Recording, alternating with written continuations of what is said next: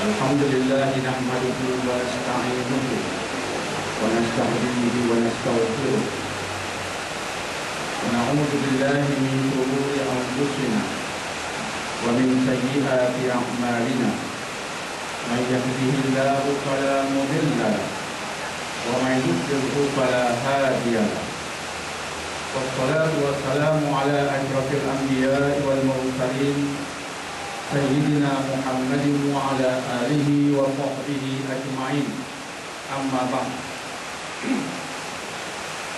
Tuan-tuan dan puan, putera-putera dan puteri-puteri Islam yang dihormati lagi dimuliakan, lagi sekali kita bersyukur kepada Allah Subhanahu wa taala dengan pertemuan ini. Dan pada petang ini, sebagai mukadimahnya, saya ingin memfokuskan sedikit tentang sihir yang merupakan satu fenomena, satu tren yang seringkali melanda umat Islam, umat manusia pada hari ini. Seolah-olahnya menampakkan manusia tidak takut lagi kepada azab neraka.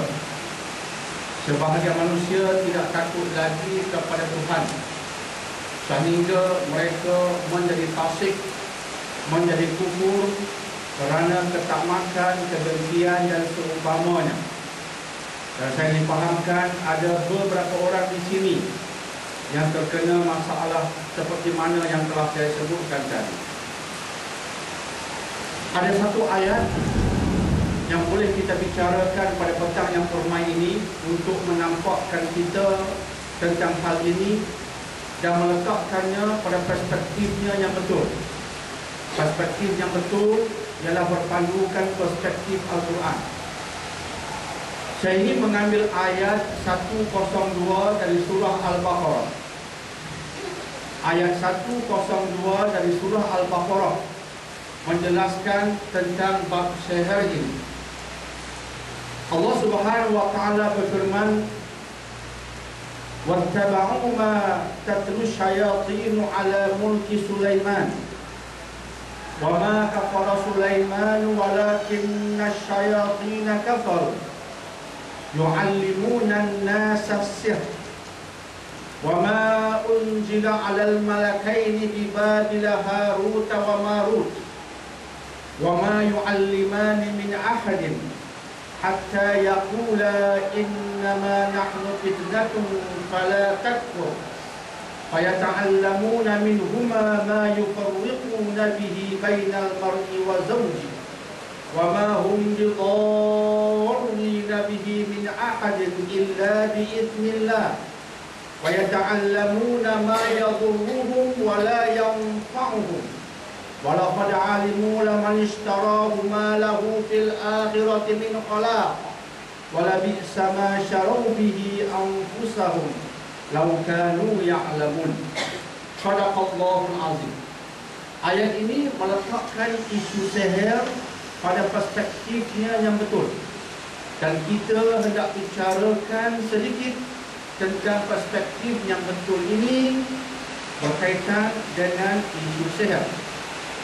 Allah Subhanahu wa taala berfirman, dan mereka mengikut apa yang dibacakan syaitan kepada mereka. Yang dibacakan itu merupakan ilmu sihir. Dan sesungguhnya Nabi Sulaiman tidak kafir, tetapi yang kafir ialah mereka yang mengajar ilmu sihir itu, yaitu para syaitan. Dan sebenarnya tidak pernah diajar Allah kepada dua orang malaikat ilmu sihir itu. Sebaliknya, dua yang kufur yang mengembangkan ilmu sihir itu ialah mereka yang bernama Harut dan Marut. Dan mereka mengembangkan ilmu sihir itu di kota Babylon. Namun sebelum mereka mengajar manusia ilmu sihir, mereka akan memberitahu kepada manusia itu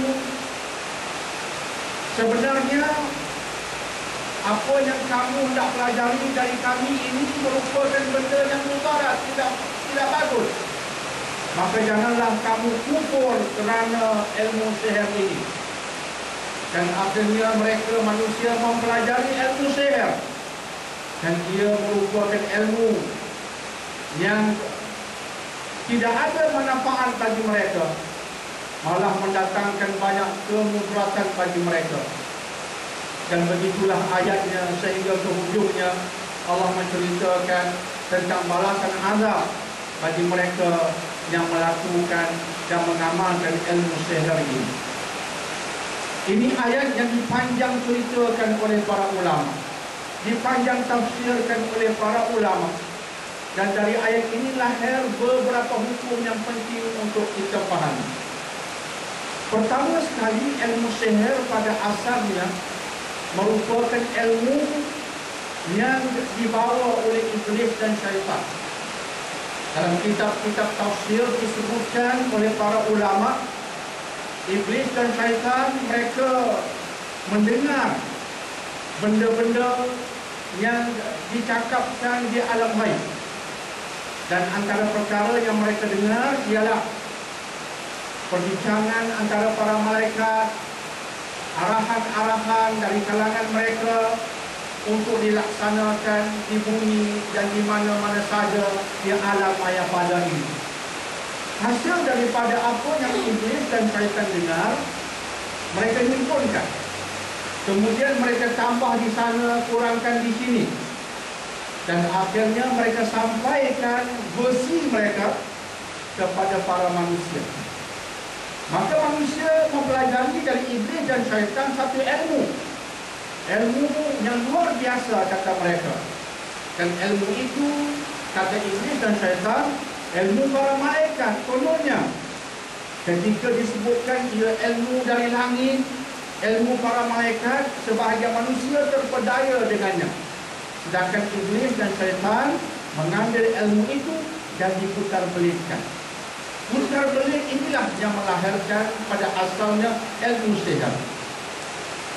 Tiba-tiba pada satu ketika manusia melihat Nabi Allah Sulaiman dapat melakukan perkara pelik. Padahal yang dilakukan Nabi Sulaiman itu bukan sihir, ia merupakan mukjizat. Tetapi iblis dan syaitan mengajar manusia untuk mengatakan yang Sulaiman itu lakukan sebenarnya apa yang kami ajar. Sama, yang dia buat yang pelik itu sebenarnya dari ilmu kami juga. Jika Sulaiman itu Rasul, apa yang kami ajar ini pun merupakan ajaran tempias daripada Rasul. Maka ada orang mengatakan Sulaiman mengajar ilmu sihir. Sebab itu dalam ayat yang kita bacakan tadi Allah menafikannya, wa ma kafara Sulaiman, kata Allah. Allah berkata ringkas tapi maksudnya mendalam. Sulaiman tidak pernah kafir, tak pernah kufur untuk mengajar mereka ilmu sihir itu. Dan akhirnya Nabi Allah Sulaiman telah menghimpunkan tulisan-tulisan ilmu sihir dan diletakkan di bawah singgah sananya. Tidak ada makhluk yang boleh mendekati singgah sana itu, termasuk iblis dan syaitan. Siapa yang cuba mengambilnya, itu kata para ulama, akan terbakar dengan izin Allah. Tetapi akhirnya Nabi Allah Sulaiman wafat. Maka selepas kewafatan itulah tulisan-tulisan sihir itu akhirnya diambil dan diperkembangkan sampai ke hari ini. Dan Allah mengatakan dalam ayat yang kita bacakan itu, kesan ilmu itu, kata Allah, antaranya adalah yatafarraqu bainal mar'i wa zawji. Ia dapat memisahkan hubungan antara suami dan isteri. Sebab itu kadang-kadang di sini saya mendengar cerita ada isteri yang terus benci dengan suaminya dan sebaliknya. Tidak kita nafikan ilmu sihir, kata Allah, boleh membawa kepada ini. Dan yang agak penting ialah kalam Allah yang mengatakan fala takfur, jangan kamu kafir dengan mempelajari ilmu sihir ini. Sebab itulah dia ilmu yang terkutuk. Dan berdasarkan ayat yang saya bacakan tadi, sebahagian ulama sebagaimana yang dinukilkan dalam kitab Tafsirul Quran yang Azim ataupun Tafsir Imam Ibn Kathir, dinukilkan dalam kitab itu tafsiran tentang ayat ini, dan Imam Ibn Katsir berkata berdasarkan ayat ini sebahagian ulama mengatakan orang yang mempelajari ilmu sihir dia kafir. Orang yang mempelajari ilmu sihir jatuh kafir, mengamalkannya lagi kafir. Sebab itu setengah ulama mengatakan orang yang mengamalkan ilmu sihir dan yang mempelajari ilmu sihir mereka jatuh kafir, dan dalam hukum Islam mereka boleh dipancung sebab mereka sudah terkeluar daripada Islam. Dan kita melihat dalam masyarakat kita ilmu itu semakin menular. Maka berdasarkan ayat ini kita boleh berdoa kepada Allah dengan doa seperti, ya Allah, ya Tuhanku, jika orang yang melakukan sihir ini tidak bertaubat nasuha, hancurkanlah dia, musnahkanlah dia, balakanlah dia, laknatlah dia sampai ke bila-bila. Semoga dengan laknat darimu, panahan laknatmu yang menimpa ke atasnya itu akan menyebabkan kekufuran dari sihir ini, kebinasaan dari sihir ini tidak akan menular. Jadi mari kita berdoa kepada Allah agar pengamal ilmu sihir Allah kutuk, Allah timpakan musibah, Allah timpakan bala, Allah panah mereka dengan halilintar azabnya sehingga mereka hancur musnah jika mereka enggan bertaubat nasuha. Itu doa kita untuk ahli sihir dari gelangan mana sekalipun pada petang ini. Amin ya rabbal alamin. Disebabkan ayat tadi menegaskan mereka telah jadi kafir, mereka telah jatuh kafir dengan mempelajari ilmu sihir dan dengan mereka mengamalkannya. Jadi pengajaran bagi kita, jangan buat main dengan ilmu sihir. Macam mana pun kita marah dengan seseorang, kawal kemarahan kita. Marah itu biasa, tetapi jangan sampai terpapas dengan kemarahan itu sehingga akhirnya kita melakukan benda-benda seperti yang telah kita sebutkan tadi. Jadi itulah sedikit sebanyak sebagai mukadimahnya berkaitan dengan surah Al-Baqarah ayat 102. Semoga insya-Allah Allah pelihara kita dari sihir kuatan manusia. Justru salah satu cara yang penting untuk kita mengawal ini, jika Allah izinkan sihir menimpa kita, maka ia akan menimpa kita dengan izin Allah. Kadang-kadang kita beramal, kita mendekati Allah, Allah izinkan seketika sihir menimpa kita. Dan jika kita bersabar, ia mengkifaratkan dosa kita. Tetapi pelakunya akan mendapat laknat daripada Allah selama-lamanya, melainkan jika dia bertaubat nasuha. Semoga laknat Allah menimpa mereka kesemuanya, melainkan mereka bertaubat kepada Allah. Saya mencadangkan dengan cadangan yang kita ambil dari Quran dan Sunnah agar kita jangan lupa melakukan perkara yang diwajibkan ke atas kita. Apatah lagi ibadah yang fardu. Jangan ada dari kalangan kita yang cuai melaksanakan solat yang 5. Bukanlah kita melakukannya sebab hendak mencegah daripada sihir, tidak. Yang kita bukan secetek itu. Kita melakukannya sebab kita hamba-Nya. Kita sujud dan bersolat kepada Allah sebab Allah sahaja yang layak disembah. Tetapi dengan melakukannya Allah pelihara kita insya-Allah. Sebab itu yang Allah janjikan juga dalam surah Al-Baqarah berpandukan ayat yang berbunyi fadkuruni azkurkum. Ingatlah kamu kepadaku, aku akan ingat kepadamu. Maka cara yang paling baik untuk ingat kepada Allah ialah dengan melaksanakan benda-benda yang wajib. Yang keduanya, jauhi benda-benda yang dilarang. Apatah lagi ia sesuatu yang diharamkan. Jika ia diharamkan, jauhi. Yang ketiganya, banyak berzikir kepada Allah, banyak beristighfar, banyak membaca Al-Quran. Ini semuanya kekuatan. Kadang-kadang bila kita membaca Al-Quran, kita tak nampak bagaimana ayat itu sudah menjauhkan iblis daripada kita. Kita tidak nampak sebab ia di alam ghaib, tapi ia berlaku. Tapi andai kata kita malas beramal, kita merajinkan iblis kepada kita. Bila kita malas beramal, kita sedang merangsang iblis untuk mendekati kita. Sebab dia melihat kita tidak ada perisai, kita tidak ada kekuatan untuk menangkis serangan iblis dan syaitan. Dan Allah mengizinkan iblis dan syaitan mengacau kita dari depan, belakang, kiri, kanan. Silakan, Allah izinkan. Sebab itu tak pelik kita terkena itu, terkena ini, sebab Allah izinkan. Tetapi andai kata kita bersabar dan mendekati Allah, Allah bagi jaminan akhirnya kamu akan kubantu. Itulah keyakinan kita.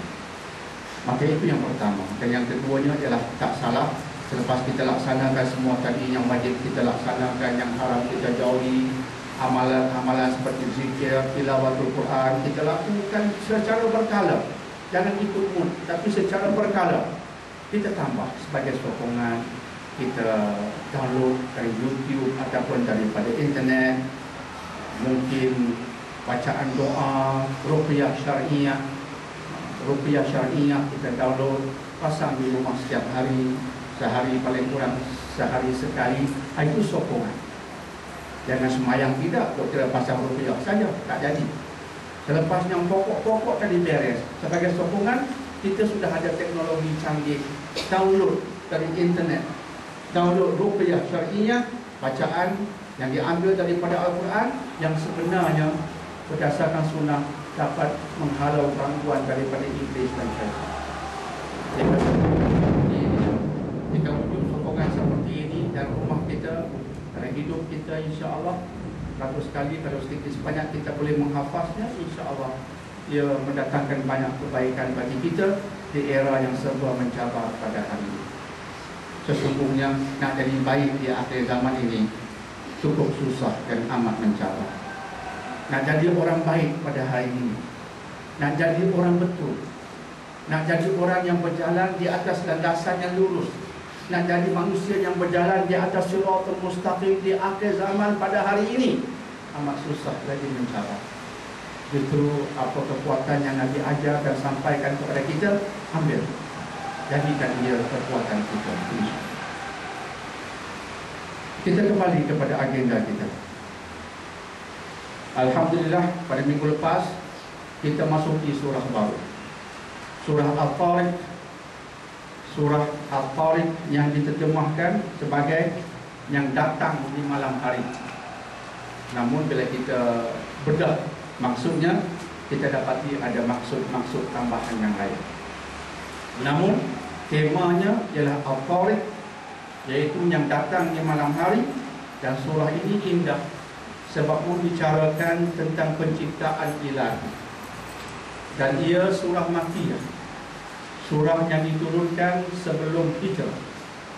Surah yang diturunkan sebelum hijrah memfokuskan tentang iman dan akidah. Bagaimana hendak menguatkan keyakinan kita. Itu yang difokuskan dalam surah-surah Makkiyah yang diturunkan sebelum Nabi berhijrah. Maka surah Al-Tariq merupakan surah Makkiyah, dan Allah mengajak manusia melihat penciptaannya.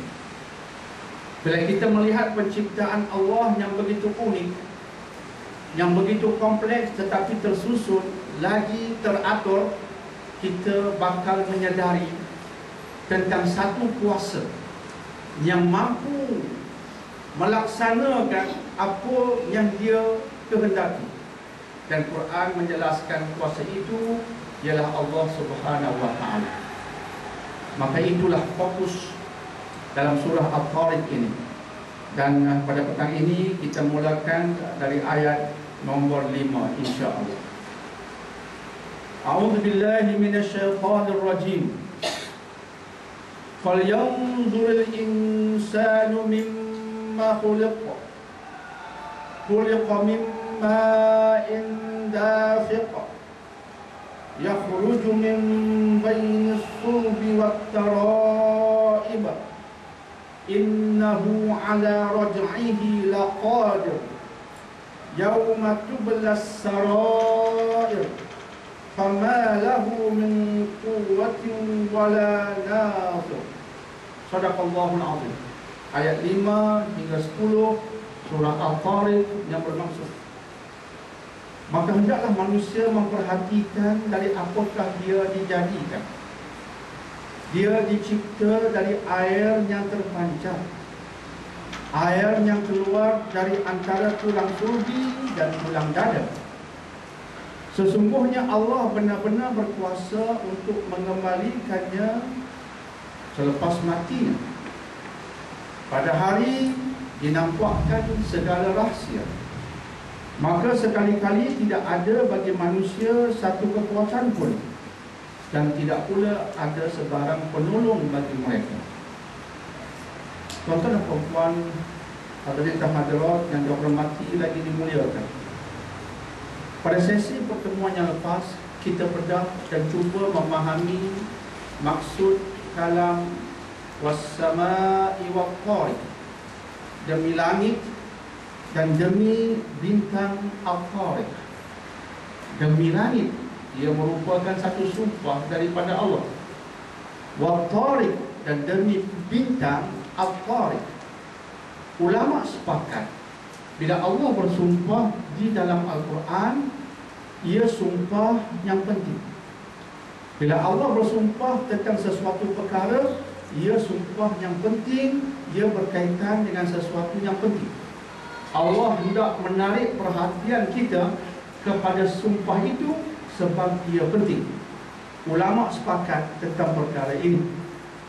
Jadi bila Allah bersumpah dengan sama, was-sama, demi langit, maka Allah mahu kita melihat penciptaan langit sebab ia penting untuk menyadari penciptanya. Wat-Tariq, Allah mahu kita mengkaji tentang bintang. Salah satu bintang Allah gelarkannya sebagai Al-Tariq, dan kemudian Allah perincikan dalam ayat yang berikutnya. Selepas Allah sebut tentang Al-Tariq sebagai suatu sumpah, datang ayat kedua. Dalam ayat itu Allah bertanya, wa ma adraka ma-Tariq, apa yang mu faham tentang Al-Tariq ini? Kemudian Allah berikan sedikit penjelasan tentang Al-Tariq. Penjelasan itu terdapat dalam ayat nombor 3. An-Najmu Tsaqib, dia adalah bintang. Sebab itu kita tahu Al-Tariq ini rupa-rupanya bintang. Dia datang di malam hari. Siapa yang datang di malam hari? Bintang. An-Najmu Tsaqib, dia bintang, bukan sebarangan bintang. Dia bintang yang tsaqib, bintang menembus. Maka sekaligus Allah bersumpah dengan satu bintang yang menembus. Bila Allah bersumpah, Allah nak menarik perhatian kita tentang kepentingan benda itu. Sekaligus kita hanya boleh memahami kepentingan sumpah ini andai kata kita mengkaji. Dan kajian kita kajian untuk lebih memahami sumpah ini, agar dengan kefahaman yang mantap tentangnya, akhirnya keimanan kita kepada Allah yang Maha Pencipta semakin kukuh. Bila ia menjadi semakin kukuh, semakin mantaplah sujud dan rokok kita kepada Allah yang mencipta Al-Tariq, yang mencipta As-Sama, iaitu langit yang maha luas. Dan begitulah seterusnya pencipta yang lain, malah pencipta segala-galanya. Pada sesi yang lepas kita bedah maksud kalimat Tariq. Dia berasal dari kalimat asal khalaqa. Dan benar, ia boleh dimaksudkan sebagai yang datang di waktu malam. Tetapi bukan itu sahaja maksudnya. Kalimat taraqa yang melahirkan Tariq juga bermaksud sesuatu yang mengetuk. Bila dikatakan At-Tariq, dialah pengetuknya. Bukan orang yang bukan ada satu benda yang memaksa kita untuk mengetuk, tetapi disebutkan At-Tariq, dialah yang mengeluarkan ketukan itu sendiri tanpa ada bantuan objek lain. Ini kalimat dalam bahasa Arab. Dan saya lebih cenderung untuk mengambil terjemahan maksud yang kedua. Saya tidak cenderung untuk mengambil al-Tariq dengan maksud yang datang di malam hari, walaupun maksudnya tidak salah. Tetapi saya cenderung untuk mengambil pendapat dari, lagi satu, yaitu al-Tariq artinya dia yang mengeluarkan ketukan. Jadi bila kita kaitkan pula dengan bintang, artinya ia sebuah bintang yang mengeluarkan ketukan. Dan ia bukan sebarang bintang, bintang yang sakit, bintang yang menembus. Dan bintang yang menembus ini mengeluarkan ketukan. Alhamdulillah. Pakar-pakar di bidang astronomi, di bidang astrofisik, astronomi mengkaji tentang kejadian objek-objek seperti bintang, astrofisik juga kajiannya ke arah itu, dan juga ia dikaitkan dengan pengkajian berkaitan kejadian ataupun asal-usul alam ini, itu bidang astrofisik. Maka mereka cuba mendalami kefahaman mereka tentang kejadian bintang. Kita faham daripada Quran, bintang ini merupakan objek di langit dan ia ada berkaitan dengan dukhan. Tsumma stawa ila sama wa hiya dukhan. Kemudian Allah berikan fokus Allah kepada langit, dan pada suatu ketika langit itu berbentuk dukhan, berbentuk asap. Asap artinya sesuatu yang panas. Ada habuk ataupun kosmik, habuk kosmik, bukan habuk biasa di bumi, habuk kosmik. Gabungan semua itu melahirkan dukhan, asap. Dan dari asap kosmik ini, bukan asap biasa, dari asap kosmik ini lahirlah bintang-bintang.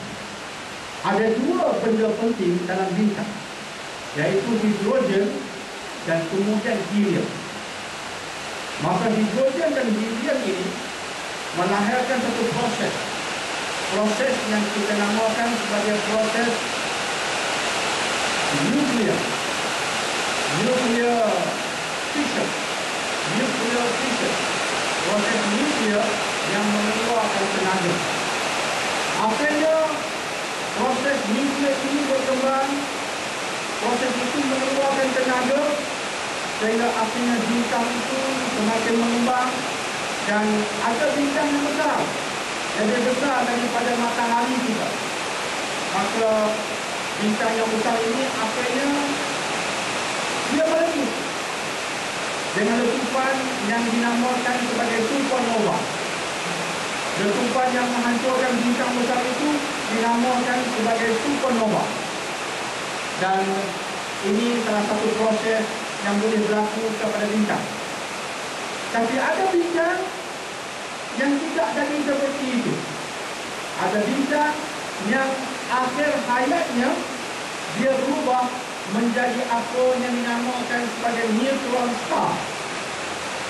Kita sebut star, bintang yang besar. Akhir hayat setengah bintang ialah ledakan dipanggil supernova. Kemudian dari situ berlakulah proses-proses, maka berlakulah apa yang dinamakan sebagai black hole. Ini antara proses. Ini semuanya saya sebut bahasa-bahasa teknikal.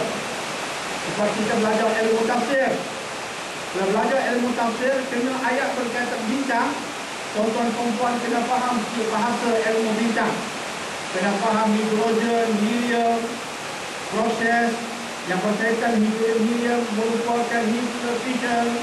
Kemudian keluar tenaga, bintang besar akan meledak. Ledakannya dipanggil supernova. Dan kesan ledakannya, sebahagian bintang akhir hayatnya menjadi black hole, ataupun istilah yang kita gunakan di Malaysia sebagai lohong hitam. Tamat riwayat sebahagian bintang dengan kisah tadi. Tapi ada sebahagian yang lain, tamat riwayatnya bukan begitu. Dia tamat riwayat dengan dia bertukar menjadi sesuatu yang kecil.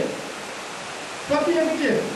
Malah ada saintis mengatakan kecil itu sebesar Pulau Pinang sahaja. Bayangkan dari bintang yang amat besar, tiba-tiba dia berubah menjadi sebesar Pulau Pinang sahaja. Maka nama bintang yang berubah itu dalam bentuk akhir hayatnya dipanggil neutron star. Bintang neutron, dia kecil. Tapi bintang neutron ini dia ada suatu ciri yang menarik. Sebahagiannya dia Dia berpusing-pusing di atas paksinya dengan pusingan yang teramat laju. Malah ada saintis mengatakan ada neutron star yang pusingannya ialah 600 pusingan satu saat. Masa kita tak mampu melihat satu saat, apa kita nampak yang datang depan kita satu saat? Tak sempat tengok. Tak sempat tengok. Satu saat dah hilang. Neutron star dia berpusing 600 pusingan satu saat. Maka kesan dari semua proses ini, neutron star mengeluarkan satu gelombang. Gelombang dipanggil electromagnetic wave. Gelombang elektromagnetik dalam bahasa Melayu kita. Dalam bahasa Inggeris, electromagnetic wave. Dalam bahasa Melayu, gelombang elektromagnetik. Dekat-dekat dah tu. Dekat-dekat dah tu. Dan gelombang itu mengeluarkan bunyi. Bunyi ini mula dikesan pada tahun 1967 baru.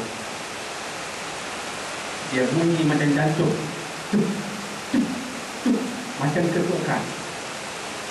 Sebab itu bila penemuan tentang bintang neutron yang mengeluarkan bunyi macam ketukan, penemuan itu dibuat di Cambridge, saintis Muslim sudah tergamam, malah terkejut.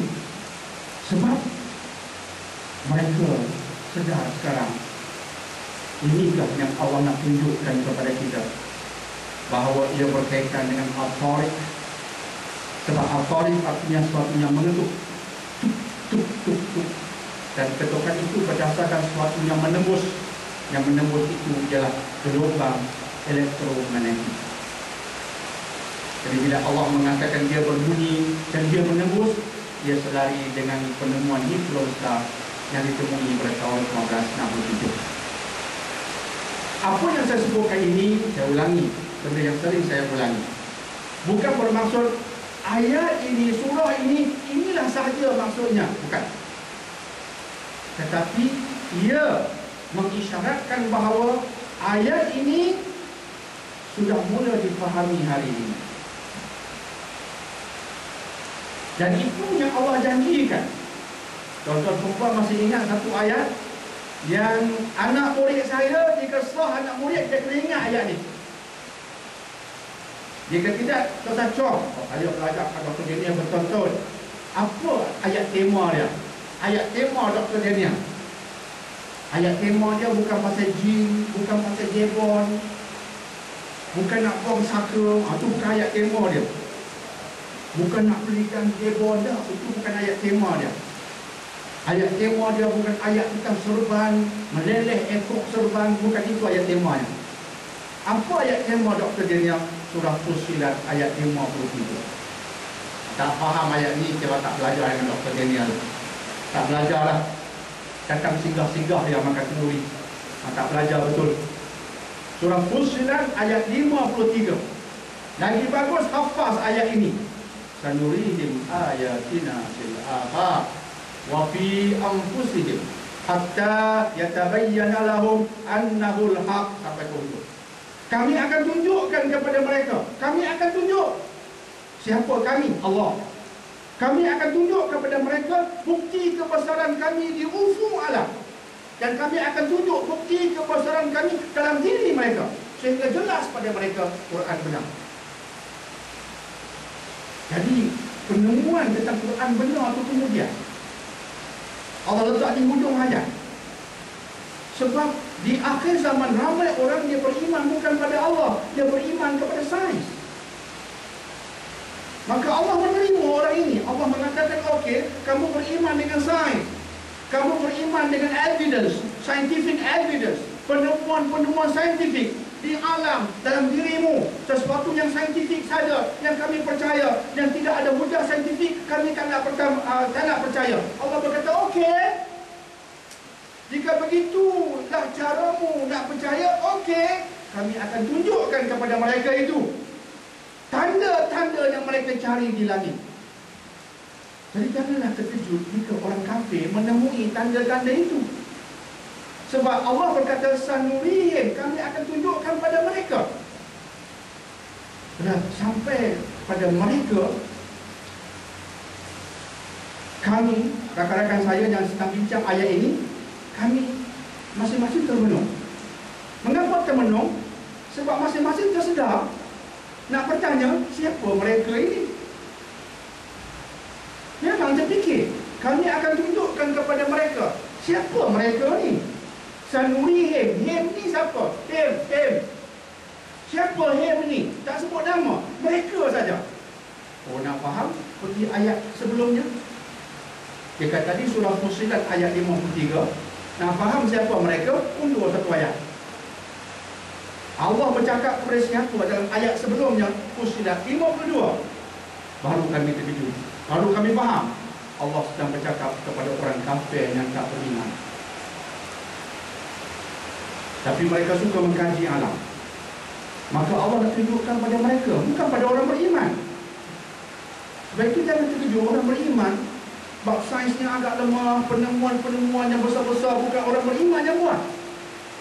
Tambah pula di akhir zaman kita sibuk dengan benda-benda lain. Nak berkelahi baru usalli ke tak usalli, selawat dengan Sayyidina ke tanpa Sayyidina. Kami ni ya Allah nak berkelahi banyak benda. Masa bila nak kaji penciptaanmu nak berkelahi? Banyak benda kami nak berkelahi.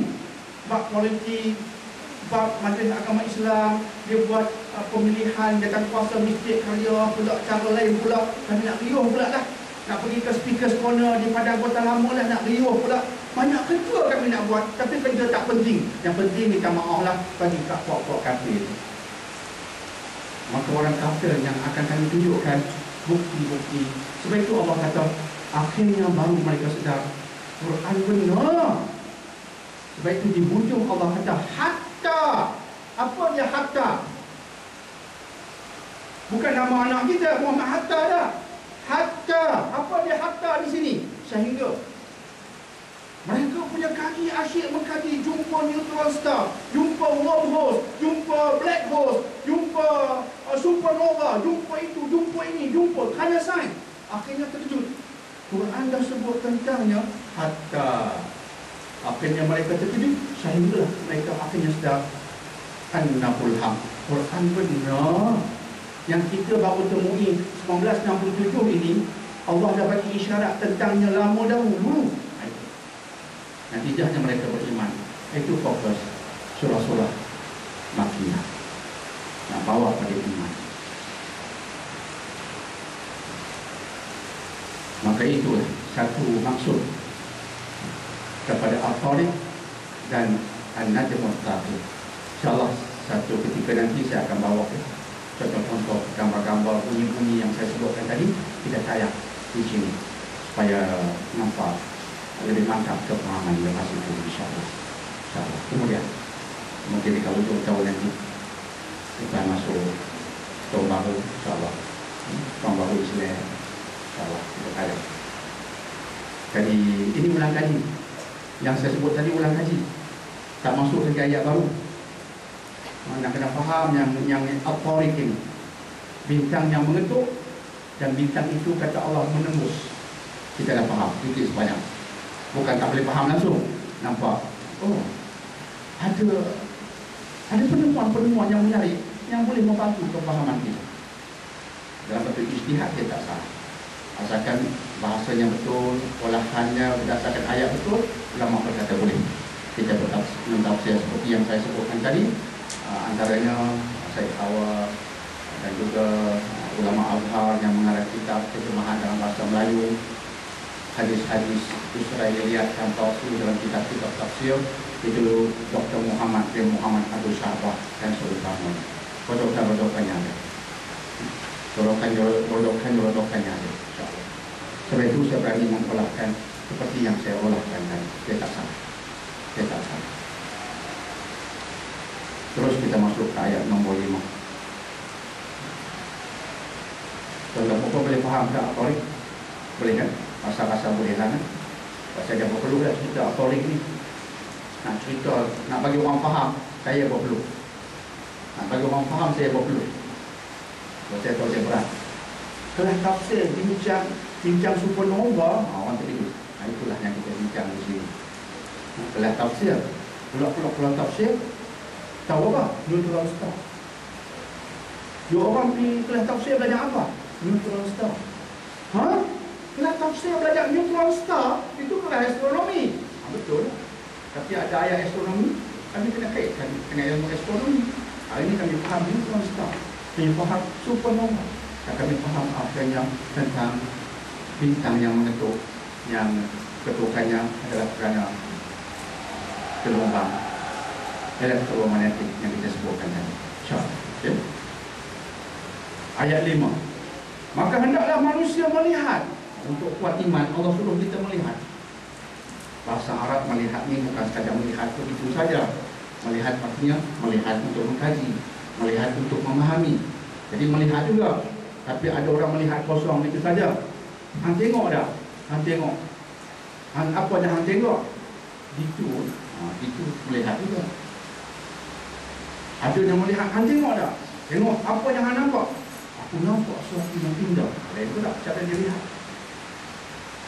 Cara dia lihat. Saya teringat di satu majlis, orang daripada Penang Consumer Association, CAP, orang besar dia datang bagi ceramah. Orang besar dia datang bagi ceramah.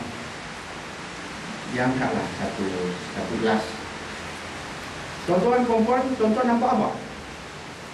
Gelas. Pandai, dia kata. Pandai. Nampak apa lagi? Gelas yang tak begitu besar. Pandai. Tuan-tuan tahu, kami di camp apa kami nampak? Kami bukan hanya nampak gelas besarnya begitu. Kami juga nampak, di bawahnya tak seimbang. Kami juga nampak gelasnya ini tak pure, tak tulen. Kami nampak lebih. Cara melihat. Jadi Allah mau kita melihat untuk faham, agar natijah kefahaman itu kita kata Allahu Akbar. Allah Maha Agung, Allah Pencipta. Maka manusia hendaklah melihat mimma khaliq, daripada apa dia dijadikan. Kemudian Allah ceritakan sedikit perincian. Khuliqa mimma indafiq. Dia manusia dijadikan dari air terpancar. Yakhruju min baini sulbi wat tara'ib. Air itu terpancar, terbitnya dari antara tulang sulbi dan tulang dada.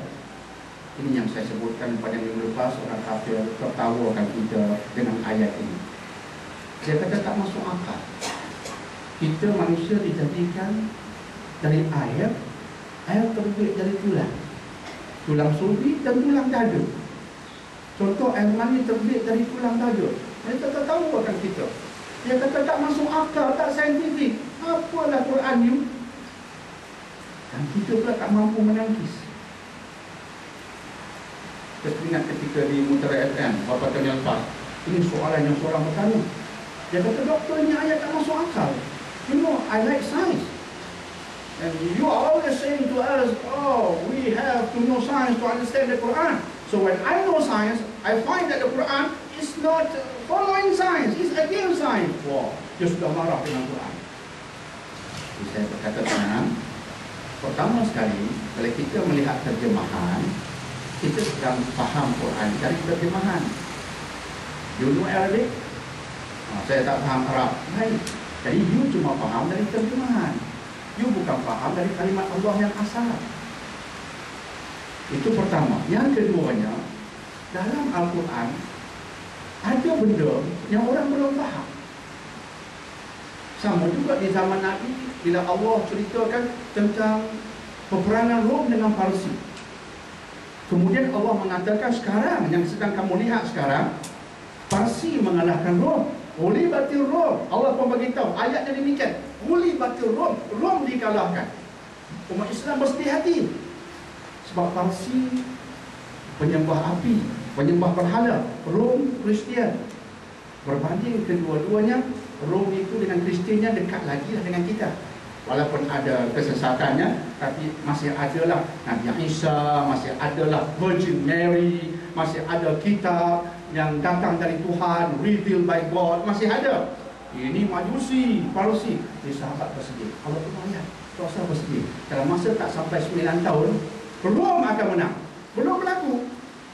Jadi ada dalam Quran ayat yang menceritakan tentang perkara belum berlaku, tapi kemudian berlaku. Ada ayat menceritakan benda yang belum ditemui, kemudian ditemui. Dan disahkan oleh ayat 53 surah Fussilat. Disahkan. Allah kata apa? Kami akan tunjukkan kemudian. Allah gunakan ini menceritakan masa akan datang. Sanurihim, kami akan tunjukkan kemudian. Allah guna sebagai pembuka ayat. Kemudian. Di zaman kamu Muhammad, kamu tak tahu bab ini, kamu tak nampak. Dia akan kami tunjuk kemudian pada orang kafir. Ayat itu mengesahkan. Memang terdapat sebagian ayat yang yang kita akan faham kemudian. Saya jawab demikian. Nak bagi dia faham, nak bagi dia setuju. Dan yang ketiga yang insya-Allah baru saya ceritakan penemuan hari ini berkaitan ayat itu. Itu di Mutara FM. Selepas itu tak boleh bincang panjang. Di sini kita bincang panjang, insya-Allah. Dan saya nak kena gunakan kerodokan yang saya gunakan untuk menghasilkan buku ini. Saya sebutkan pada tuan-tuan dan puan-puan betapa menderitanya saya nak terang ayat ini. Sungguh menderita. Sebab bila buka terjemahan, tak ada terjemahan Quran yang boleh bantu saya. Mereka terjemah macam yang kita lihat, dari tulang sulbi ke tulang dada, itu saja, semua bermain dengan tulang. Tapi apa sebenarnya yang Allah nak ceritakan pada kita? InsyaAllah ya. Maka inilah yang saya nak manfaatkan, iaitu dari buku yang kerja dengan Dr. Daniel, tajuknya Quran Scientific. Dan saya harapkan insyaAllah akan membantu kita, insyaAllah. Baik.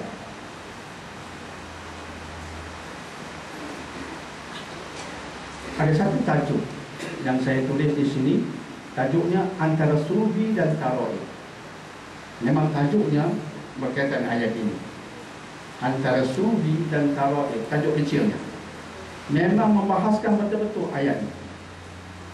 Saya nak menggunakannya sebab rujukannya dah lengkap kat sini. Tapi saya tak akan baca kesemuanya. Cuma nak sebut beberapa benda penting, beberapa tafsiran penting dan penemuan penting berkaitan ayat ini. Pertama sekali, Allah sebut tentang satu perkara penting berkaitan kejadian insan, bahawa kita terjadi dari air. Airnya macam mana? Mimma'in dafiq. Air yang meluncur keluar, air yang bergerak. Ada kuasa pada air itu. Dafiq, terpancut-pancut.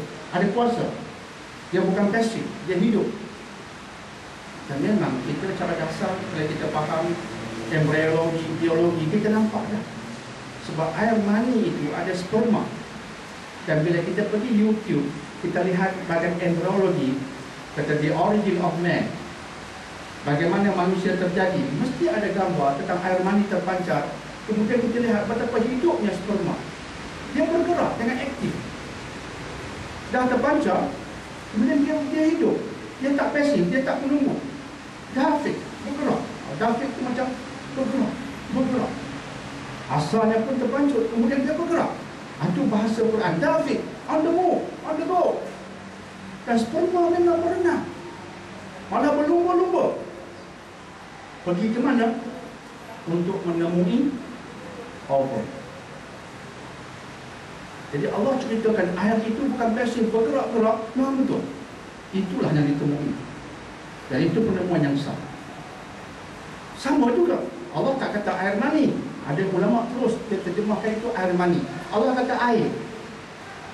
Sebab itu dalam buku ini saya tak sebut air mani, sebab Allah tak sebut air mani.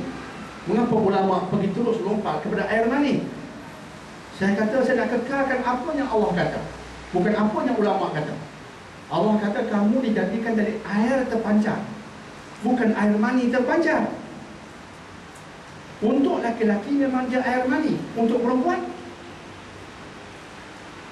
dia memang air terpancar, iaitu disebutkan di sini bahawa ovum wanita dikeluarkan oleh ovarinya. Dan ketika ovary itu sedang mengembang untuk sampai ke saat untuk ovum keluar, sel-sel dia mengembang, dia pengaruhi oleh hormon, akhirnya dia pecah, dia macam meletup. Dan benih wanita yang ovum ini terdapat dalam cecair. Ini penemuan embriologi. Ovum ataupun benih wanita, bahasa sainsnya ovum, O-V-U-M, ovum. Sedap nama. Nak bagi nama anak Siti ovum boleh.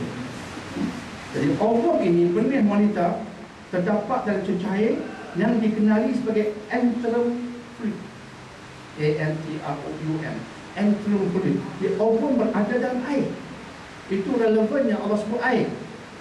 Air, mani air, mudah sudah. Tapi benih perempuan, Allah tak sebut air mani, Allah sebut air. Jadi dua-dua ini berkaitan dengan air. Benih lelaki berkaitan dengan air, benih perempuan berkaitan dengan air. Sebab itu Allah sebut air saja untuk menceritakan tentang dua belah pihak. Kita selesai apa air mani, semua kita faham. Sekarang yang kita kurang faham tentang benih wanita. Benih wanita ini, kata saintis, dia terdapat dalam cecair dikenali sebagai antrum fluid. Fluid ni cecair lah. Fluid, cecair, antrum fluid. Dan sememangnya terbit dan terpancar dari sistem yang terletak antara sulbi dan taraib. Itu kita bincang kemudian. Jadi apa yang berlaku ialah benih-benih ini keluar dengan air. Jadi air mani terpancar, senang. Ovum, benih wanita, berada dalam antrum fluid. Bila sampai ke kemuncaknya, dia nak keluar dari ovary. Dia tak boleh keluar lagi. Dia kena keluar bila ovary pecah. Bila ovary itu dia pecah, dia menolak. Itu jadi dafik. Dia menolak antrum fluid. Dari antrum fluid itu berdasarkan kematangan yang berlaku pada ovary, dia pecah. Bahagian atas, bila dia pecah, macam sesuatu yang meledak, maka menolak cecair antrum fluid. Dan dalam antrum fluid ada ovum, jadi macam dari airnya tertolak. Jadi antrum fluid itulah yang menolak ovum untuk bergerak, dan akhirnya lalu tube fallopian akhirnya bertemu dengan satu lagi air, iaitu sperma yang asalnya dalam air mani. Sperma dalam air mani yang terpancar, ovum dalam air antrum fluid. Itulah yang selanjutnya. Semua berkaitan dengan air yang menolak sperma, air yang menolak ovum. Akhirnya dua-dua tolakan menyebabkan benih-benih itu bertemu di tengah-tengah, berlakulah persernyawan. Itulah asal usul kita yang Allah nak beritahu. InsyaAllah. Jadi bab air terpancar clear. Okey. Tak perlu lagi saya nak terang benda sains, nak kait dengan Quran ya. Tak perlu. Yang penting kepuasan saya bila tuan-tuan perempuan faham. Boleh faham. Kalau kita nak agungkan Quran, bukan nak agungkan sains. Kita akhirnya nak kata Allahu Akbar. Itulah akhirnya. Bukan sains akbar, Allahu Akbar. Ini yang kemuncaknya. Baik kan? Cuma sains nak bantu kita. Baik. Satu bab hadis, alhamdulillah, syukur Allah. Iaitu asal usul kita daripada air yang dafik, air yang terpancar-pancar. Kemudian kita masuk pada ayat nombor 7. Yakhruju min baini sulbi wat taraib. Air itu keluar dari antara sulbi dan taraib. Ini mencabar sedikit nak faham. Bila kita sebut sulbi, apa maksudnya? Hamka dalam tafsir Al-Azhar berkata, maka berkatalah ahli tafsir dan ahli bahasa.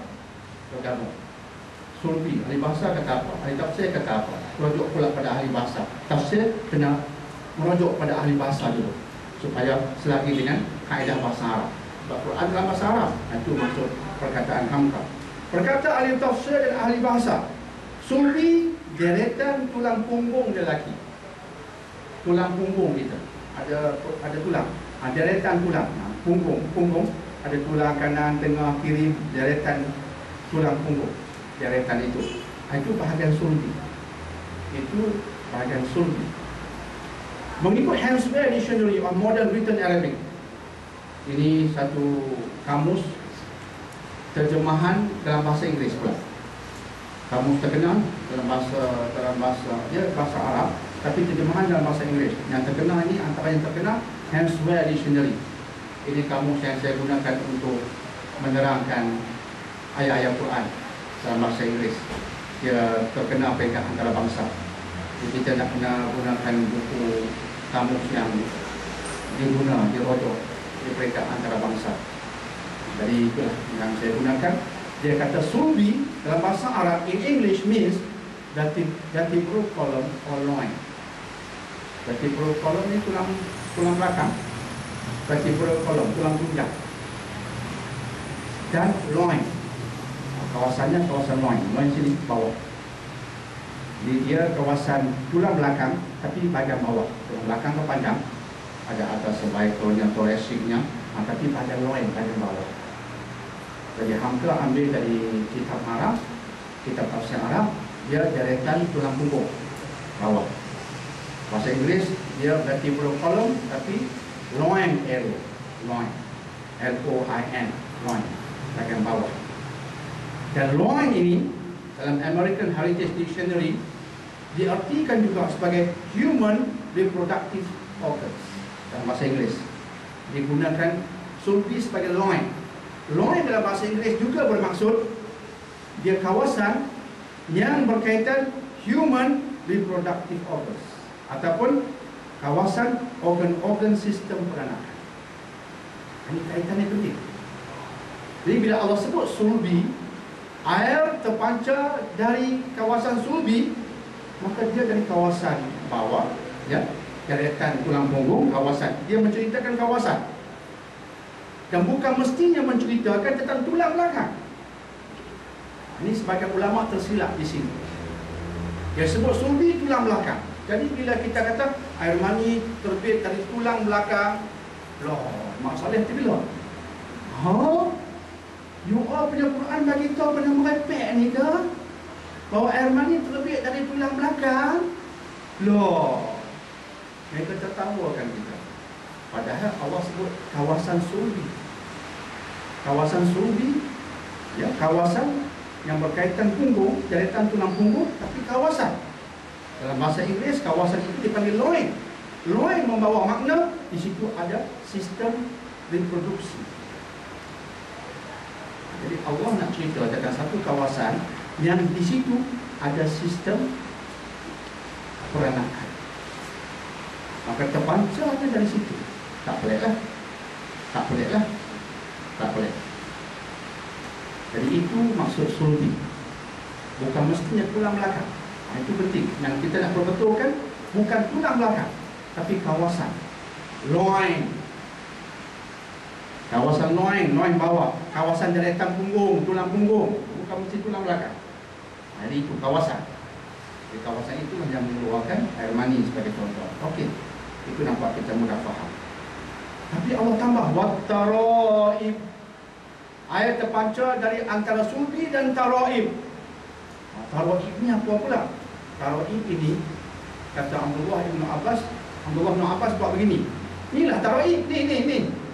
Itu terjemahan dalam kitab tafsir. Ni taraib. Taraib yang diisyaratkan Abdullah bin Abbas yang dimuatkan dalam kitab tafsir ialah kawasan bawah, kawasan dada tapi di bawah.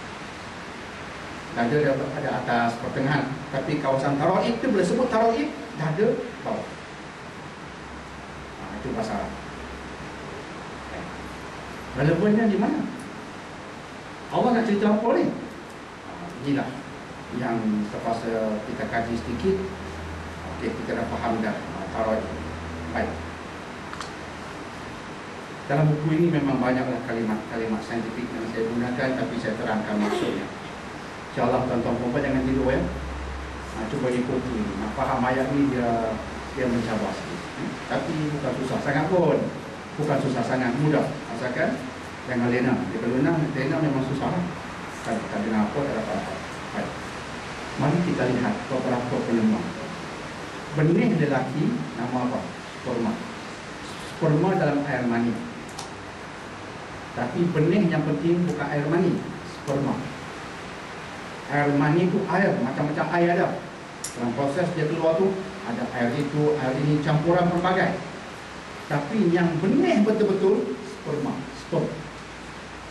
Sperma mikroskopik, tak nampak dengan mata kasar. Nampak air mani, tapi sperma yang penting tak nampak dengan mata kasar. Dia mikroskopik, tapi dia dalam tubuh. Benih lelaki iaitu sperma, dan benih wanita iaitu ovum dijadikan Allah daripada sel yang dikenali sebagai primordial germ cell. Tak faham tak apa? Ini tak faham tak apa? Tak faham tak apa? Maksudnya benih lelaki dan perempuan pada asalnya belum nampak lagi organ-organ. Kejadian asalnya daripada satu sel dipanggil primordial germ cell. Sperma dan ovum dari situ. Buah zakar lelaki dan ovary wanita yang mengeluarkan benih-benih ini pula dijadikan daripada genital ridges. Okey. Ada permulaan masing-masing terpisah. Sperma, ovum satu penjuru. Zakar lelaki, ovary wanita satu penjuru. Okey. Pada peringkat awal kejadian sperma dan ovum, primordial germ cells berada di kawasan dada. Ini luar biasa. Sperma belum wujud, tapi sel yang akan mewujudkannya duduk di mana? Kawasan dada bahagian bawah pada asal. Itu kawasan taroid. Itulah kawasan yang Abdullah bin Abbas kata, ini dia tunjuk. Bukan ini. Dada bawah. Itulah kawasan taroid. Dan sains embriologi mengatakan di peringkat awal kejadian sperma dan ovum, dua sekali, lelaki dan perempuan. Sperma dan ovum kejadian awal daripada primordial germ cell. Primordial germ cell berada di kawasan dada dan pada kedudukan antara tulang belakang, iaitu vertebral column at the level of T10. T itu thoracic, dada bawah, T10 bawah, kawasan dada bawah, taroid, dan tulang dada.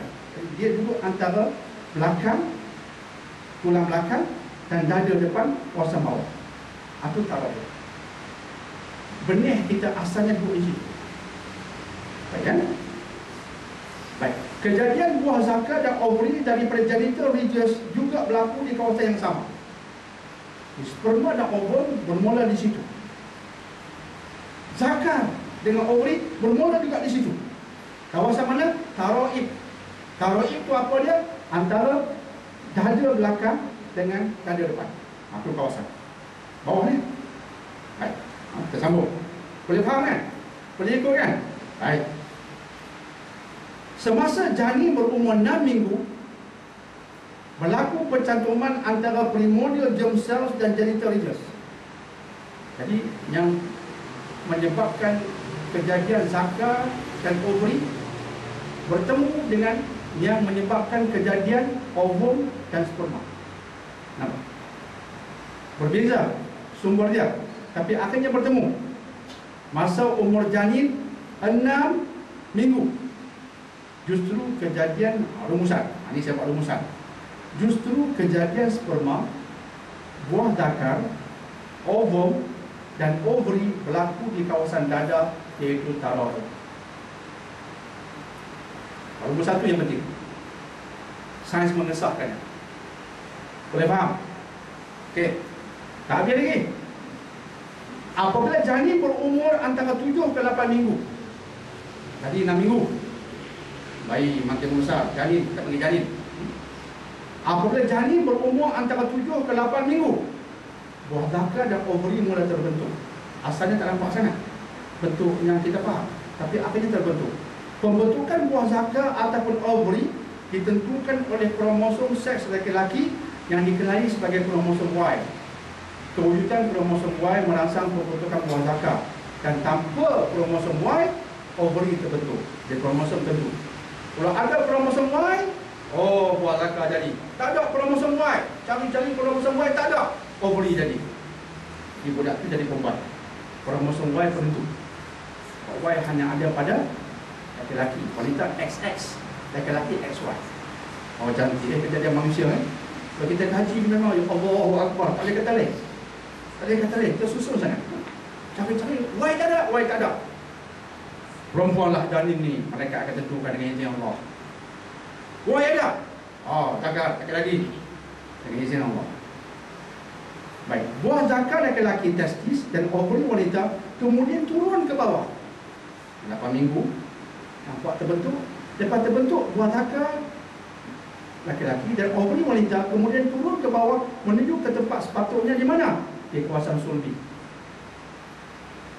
Okey, di kawasan sulbi. Tempat ini berada di sulbi, iaitu di kawasan pinggang bersetentang dengan paras punggung. Pinggang, loin bersetentang dengan paras punggung, itulah kawasannya. Baik. Pembentukan dan perjalanan buah zakar lebih mencabar sekiranya dibandingkan dengan ovary sebelum testis itu masuk dalam kerandut ataupun skrotum. Itu prosesnya. 3% daripada kanak-kanak mengalami keadaan buah zakar mereka gagal masuk di situ. Ini dipanggil antecedent testicle. Itu tak apa. Justru besar. Penjelasan Allah yang bermaksud, maka hendaklah manusia memperhatikan daripada apakah dia diciptakan. Ayat tadi, dia dicipta daripada air yang terpancar, air yang keluar di antara tulang sulbi dan tulang dada. Dapat ditafsirkan sebagai, maka manusia perlu memerhatikan daripada apakah dia diciptakan. Dia diciptakan daripada air. Air yang kita sebutkan tadi, yang terpancar. Terpancar, tafsirannya daripada kita menafaatkan sains, yang terpancar daripada alat jantina lelaki dan wanita yang keluar daripada sistem yang proses kejadiannya berlaku antara sulbi dan dada. Itu tafsiran. Jadi air yang terpancar itu, proses kejadiannya adalah proses kejadian yang permulaannya ialah antara sulbi dan dada. Kalau kita ikut tadi, memang asalnya ialah antara sulbi dan dada, itulah perenggan kejadian alat-alat seksual yang kita sebutkan tadi di kawasan taraib, kemudian dia turun ke bawah min baini sulbi wa taraib. Kalau sebut apa yang kita faham dulu di sulbi, semua boleh faham, tapi bukan sekadar sulbi, tapi dia juga berkait dengan taraib. Kalau cerita yang kita faham dulu, duduk di kawasan sulbi, itu kita faham. Kawasan pinggang, alat jantina kita di situ kita boleh faham. Tapi bukan di situ sebenarnya, dia juga ada kaitan dengan taraib. Itu bahasa dia, penyebutannya begitu. Bukan sekadar sulbi, tapi dia juga ada berkaitan dengan taraib, dengan dada juga kaji. Jadi kita kaji betul. Dari dada turun ke bawah. Itu ruang kejadian air yang terpancar, yang berkaitan dengan sistem seksual lelaki dan wanita, yang kejadiannya merupakan satu proses antara sulbi dan taraib. Clear? Clear? InsyaAllah ya. Tapi dalam buku ini tak habis lagi. Ada satu bab sistem saraf dan darah. Rupanya alat-alat ini ada sistem saraf dan darah. Dia tak boleh hidup jika tak ada makanan, darah bawah. Dia tak boleh berfungsi jika tak ada bantuan saraf. Saraf itu pun kejadiannya antara sulbi dan taraib.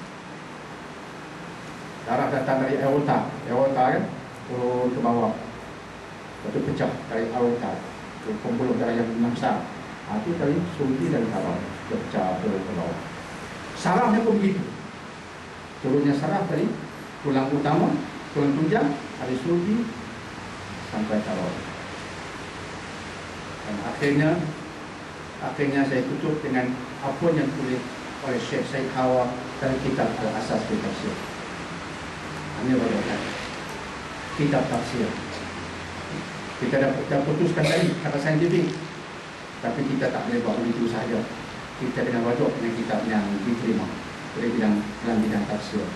Maka terus yang wajib akhirnya kemuncaknya saya sebutkan pandangan Syekh Hawa, Syekh Said Hawa dalam kitab beliau Al-Asas fi Tafsir, berkata berhubung sulbi dan taraib. Apa yang beliau berkata? Ini dia. Paras terbawah sulbi, tulang belakang, adalah tulang tongking. Ini bahasa baku ni. Tulang tongking. Kita cenongging lah. Kita cenongging lebih faham. Tongking sebenarnya.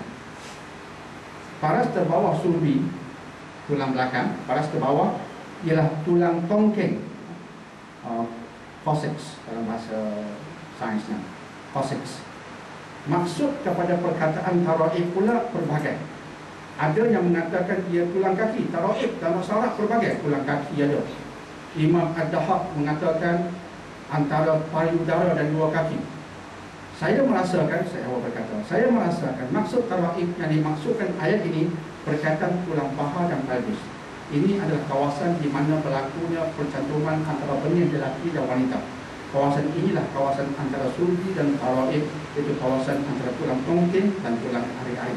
Akhirnya dirumuskan, akhirnya dia bawa satu konsep bahawa sulbi dan taraib adalah kawasan yang berkaitan dengan sistem peranakan lelaki dan perempuan. Itu rumusan saya awal menggunakan kaedah bahasa Arab. InsyaAllah. Kefahaman yang salah berhubung ayat ini berpunca daripada pentafsiran yang salah. Antaranya berhubung tafsiran perkataan sulbi yang seringkali dikaitkan tulang belakang. Saya awal kata salah. Ada ulama bila sebut sulbi tulang belakang. Dia Al-Mani keluar dari tulang belakang. Siapa tak tergelak? Padahal dalam bahasa Arab tulang sulbi bukan mesti bermaksud tulang belakang. Bila ulama salah tafsir, dia masuk sulbi tulang belakang, kita keliru. Nanti dia tegur ulama tahu. Demikian juga masuk perkataan taraib seringkali dikaitkan dengan dada wanita. Dan dalam tafsir ulama, seringkali bila taraib dikaitkan dengan dada wanita, dia tambah wanita. Jadi ayat terpancar dari dada wanita, tak masuk akal. Padahal dalam bahasa Arab bukan begitu saja. Inilah kesilapan ulama tafsir dahulu yang melahirkan kekeliruan pada hari ini. Alhamdulillah ulama sekarang dengan bantuan sains dapat meletakkannya pada perspektif yang itu. Jadi rumusan sulbi dan taraib ialah kawasan yang terdapat dalamnya sistem seksual lelaki dan perempuan. Maka dia keluar dari situ air yang terpancar, air lelaki, air mani, air perempuan, endocrine dari ovary yang dalamnya ada ovum. Dan kejadian semua itu adalah dari dada turun ke sulbi. Itu perincian. Dan Allah berfirman, kalau yang muncul insan, manusia tengoklah, perhatilah, kajilah asal usulnya, itu yang tak kita kaji. Bila Allah suruh kita kaji, maksudnya kita boleh kaji, kita boleh nampak dan kita boleh faham. Dan bila kita faham, kita lihat Quran diturunkan 1400 lebih tahun dahulu. Macam mana Nabi boleh tahu semua itu? Nabi bukan pakar anatomi. Nabi tidak ada makmah, tak ada mikroskop nak kaji, nak teropong benda dalaman, nak kaji embriologi dalam janin. Semua itu tak wujud zaman Nabi. Macam mana Nabi boleh tahu? Sebelumnya kita bincang bintang Al-Tariq, Nabi juga tak ada makmah, tak ada Hubble teleskop, tak ada alat nak nampak bintang-bintang yang macam itu. Nak dengar pula Tariq ketukan. Baru dengar 1967, teman Nabi tak dengar langsung. Macam mana Nabi boleh tahu ada bintang yang mengetuk, yang mengeluarkan bunyi ketukan Tariq? Macam mana Nabi boleh tahu bintang itu, bintang menembus? Apa yang menembus? Semua ini tak mungkin kita tahu di zaman itu. Tapi kita faham sekarang, Allah perlihatkannya sekarang. Semua ini akan melahirkan satu kenyataan yang berkaitan dengan iman. Quran bukan ciptaan manusia, tapi kalam Allah. Nabi, Rasul menyampaikan kalam Allah kepada manusia. Quran mukjizat, dan antara bukti mukjizat ialah terdapat dalamnya kenyataan yang manusia di zaman ia diturunkan langsung tidak memahaminya, tetapi sekarang kita memahaminya. Siapa yang memahamkan Nabi tentang itu? Sedangkan tak mungkin Nabi tahu tentang itu. Tak lain tak bukan hanyalah Allah Azza wa Jalla. Akhirnya semua berbalik kepada Allah untuk mendatangkan iman dan sebuah kepercayaan. InsyaAllah.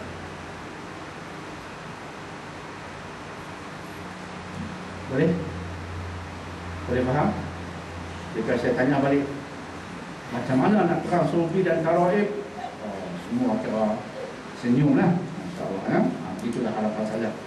Bukan senyum nak balik, tak senyum nak perang, insyaAllah ya. Jadi saya ingat untuk pekan ini cukuplah sekali itu. Sebab ayat berikutnya juga menjabar. Ayat berikutnya juga Allah mau kita kaji. Bila kajinya letih lah. Kajinya letih. Tak boleh cakap begitu-begitu saja. Tak boleh kata insyaAllah makan buah kurma mata semua cantik. Tak boleh cakap begitu. Itu cakap orang tak tahu apa. InsyaAllah kalau makan nanti, insyaAllah kalau makan biji jaga semua otak cerdik. Itu cakap orang tak tahu apa. Tapi bahasa Quran bukan suruh begitu. Kaji dulu, baru buat kenyataan. Jadi minggu depan ada lagi satu kajian kita kena buat tentang langit. Langit berpatah balik. Ya Rabbi, apa benda? Bumi ada retakan. Apa benda? InsyaAllah pastikan tuan-tuan datang minggu depan. Kita tak faham. Bumi ada retakan. Langit ada pantulan. Apa benda yang Allah nak cerita dan zaman Nabi? Tak mungkin orang boleh faham semua itu. Allah mahu kita kaji untuk merumuskan inilah kerja Allah Azza wa Jalla. InsyaAllah minggu depan kita tak cuti. Alhamdulillah, saya pun masih tidak kesibukan minggu depan. Minggu lagi satu kita mula cuti, InsyaAllah. Jadi jangan masuk Facebook kata minggu depan cuti. Tak, minggu depan tak cuti. Minggu depan ada. Kita nak khatamkan surah Al-Tariq minggu depan. Baru boleh cuti, InsyaAllah ya. Allah Mu'ala bisawab. Apa yang baik daripada Allah, yang kurang kelemahan saya sendiri. Aku lupa hadza wa astaghfirullah li wa lakum. A'udzubillahi minasyaitonir rajim. Bismillahirrahmanirrahim. Alhamdulillahirabbil alamin wassalatu wassalamu ala asyrofil anbiya'i wal mursalin sayyidina Muhammadin wa ala alihi wa sahbihi ajmain. Rabbana la tuzigh qulubana ba'da idh hadaytana wa hab lana min ladunka rahmatan innaka antal wahhab. Rabbana atina fid dunya hasanah wa fil akhirati hasanah wa qina adzabannar. Wassallallahu ala sayyidina Muhammadin wa ala alihi wa sahbihi wasallam. Alhamdulillahirabbil alamin. Subhanakallahumma wa bihamdika la ilaha illa anta astaghfiruka wa atubu ilaik. Subhanakallahumma wa bihamdika la ilaha illa anta astaghfiruka wa atubu ilaik. Subhanakallahumma wa bihamdika la ilaha illa anta astaghfiruka wa atubu ilaik. Bismillahirrahmanirrahim. Ma'asyiral Islam wa tuqus ila alladziina aamanu wa 'amilus shalihaati wa tawassaw bil haqqi wa tawassaw bis sabr. Wassalamualaikum warahmatullahi wabarakatuh.